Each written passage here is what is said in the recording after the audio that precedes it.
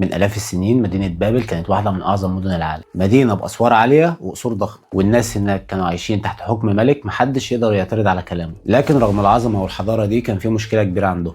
الناس هناك كانوا بيعبدوا تماثيل، أصنام مصنوعة من الخشب والحجارة. الناس كانوا بيعملوها بإيديهم وبعديها يسجدوا لها، لكن اللي بيعملوه ما كانش مجرد عادة عندهم، ده كان نظام مملكة كاملة بيحكمها واحد اسمه النمرود بن كنعان. بس مين هو النمرود؟ أنا إيهاب ودي حلقة جديدة من كلام في السليم، يلا بينا نبدأ.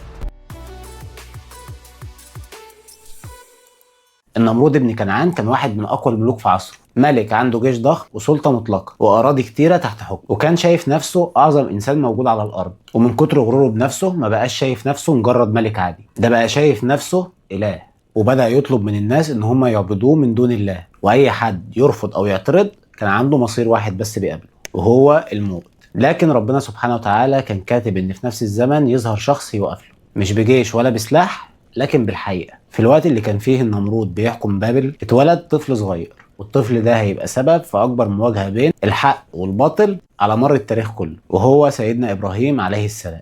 كتب التفسير زي تفسير ابن كثير بتذكر ان النمرود شاف حلم مرعب، وهو ان في طفل هيتولد في مملكته هيكون سبب زوال حكمه. النمرود اترعب جدا من الحلم ده وقرر يعمل حاجة بشعة جدا، والامر ده كان ان هو يقتل كل طفل ذكر اتولد في السنة دي. لكن ربنا نجى سيدنا ابراهيم. لما كبر شوية في السن كان مختلف عن كل الناس اللي حواليه، كان دايما بيفكر وبيسأل وبيدور على الحقيقة، وبدأ يبص على الكون اللي حواليه، السماء والنجوم، الشمس والقمر، وكان بيسأل نفسه مين اللي خلق كل ده ومين اللي بيحرك الكون كله. في آية في القرآن الكريم حكت لنا عن اللحظات دي من التفكير. قال تعالى: فلما رأى القمر بازغا قال هذا ربي فلما أفل قال لئن لم يهدني ربي لأكونن من القوم الضالين. وبعدها بدأ يبص للشمس، لكن لما الشمس غابت عرف الحقيقة اللي غيرت كل حاجة في حياته. قال تعالى: إني وجهت وجهي للذي فطر السماوات والأرض حنيفا وما أنا من المشركين. يعني باختصار سيدنا إبراهيم عليه السلام أدرك إن الإله الحقيقي لازم يكون أعظم من الشمس والقمر والنجوم، وإن ربنا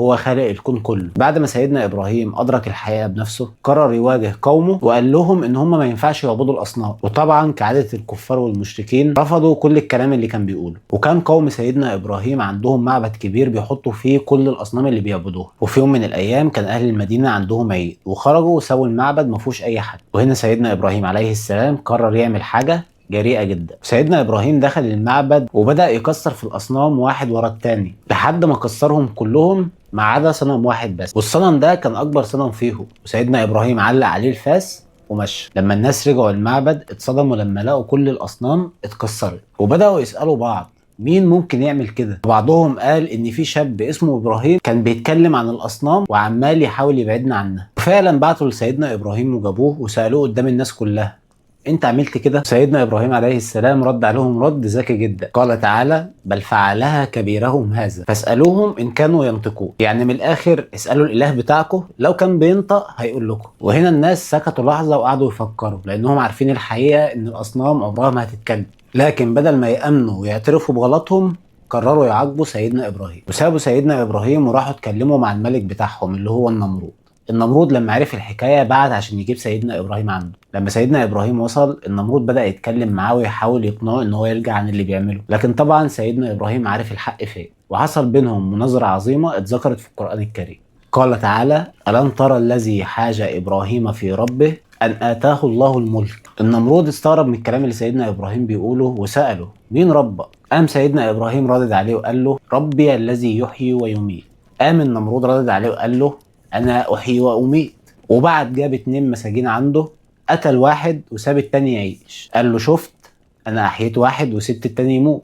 سيدنا ابراهيم ما سكتش على الكلام ده ورد عليه بحجه اقوى. قال له ان ربنا بيجيب الشمس من الشرق، هاتها انت من الغرب، فان الله ياتي بالشمس من المشرق فاتي بها من المغرب. علشان المشهد اللي بعد كده يتوصف بايه جميله جدا: فبهت الذي كفر.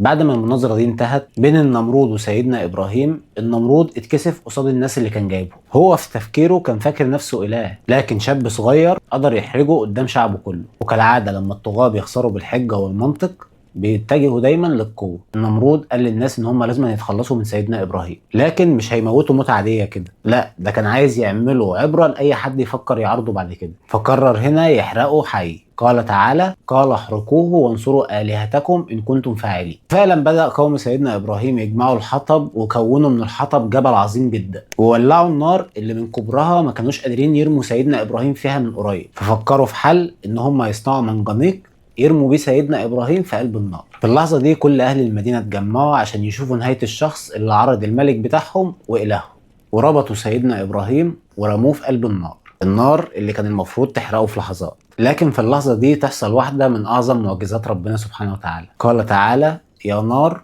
كوني بردا وسلاما على إبراهيم. وفي لحظة واحدة النار اللي كان المفروض هتموته بقت برد وسلام عليه، وقدر يخرج منها حي. قال تعالى: وأرادوا به كيدا فجعلناهم الأخسرين. طبعا بعد المعجزة دي الناس اتقسموا نصين، جزء فضل على الكفر وجزء بدأ يفكر ازاي ده حصل. لكن حتى مع كل ده النمرود رفض يعترف بالحقيقة، لأن الطغيان لما بيدخل قلب الإنسان بيخليه معمي عن الحق مهما كان واضح. علشان بعد الموقف ده سيدنا إبراهيم يبدأ مرحلة جديدة من دعوته ويهاجر من أرض بابل. ولحد هنا في القصة ده كل اللي اتذكر في الإسلام عن قصة سيدنا إبراهيم والنمرود. علشان نخش في الجزء الثاني، في روايات تاريخية قديمة اتذكر فيها ان النمرود كان عنده هوس غريب جدا، وانه كان دايما حاسس ان في قوة اكبر منه بياما، والقوة دي هي ربنا سبحانه وتعالى. لكن بدل ما يؤمن بربنا قرر يتحداه علشان يؤمر ببناء برج ضخم جدا. البرج ده كان هدفه ان هو يوصل للسماء، وهدفه من كده ان هو عايز يحارب ربنا. والقصة دي معروفة في التاريخ باسم برج بابل. لكن لازم نوضح نقطة مهمة جدا، القصة دي مش مذكورة في القرآن الكريم، ومفيش حديث صحيح واحد عن سيدنا محمد صلى الله عليه وسلم ورد فيها ذكر للقصة، لكنها موجودة في كتب التاريخ القديم. المهم بعد خروج سيدنا إبراهيم النمرود فضل عايش حبة، لكن طغيانه ما وقفش، كان لسه شايف نفسه إله، بس نهايته كانت بتقرب منه خطوة بخطوة. في كتب التفسير للطبري وابن كثير اتذكر قصة غريبة جدا، وهي ان ربنا سبحانه وتعالى ارسل للنمرود بعوضة صغيرة دخلت من انفه ووصلت لدماغه فوق، وبدأت تعذبه عذاب شديد جدا، لدرجة ان هو كان بيؤمر الخدم بتوعه ان هم يضربوه على دماغه بأي حاجة علشان بس الألم يهدى شوية. وتحول الملك الطاغي العظيم اللي كان بيحكم امبراطورية كبيرة وعظيمة لإنسان ضعيف جدا بيتعذب بسبب حشرة، علشان في النهاية يموت. انت متخيل معايا المفارقة دي؟ ملك عظيم كان بيقول للناس انا ربكم الأعلى مات بسبب حشرة، وشاب صغير لا معاه لا سلطة ولا جيش قدر يتحدى ملك كامل، لكن ربنا ينصره. وقصة النهاردة بتوضح حقيقة مهمة جدا، ان القوة الحقيقية مش في الجيوش ولا في الأموال، القوة الحقيقية في الإيمان بالله، وإن الحق حتى لو صاحبه لوحده ربنا بينصره. وبس كده وصلنا لآخر حلقة النهاردة. لو الحكاية عجبتك ما تنساش تعمل لايك وكومنت وشير، وأكيد سبسكرايب في القناة وتفعل زر الجرس علشان يوصلك كل جديد.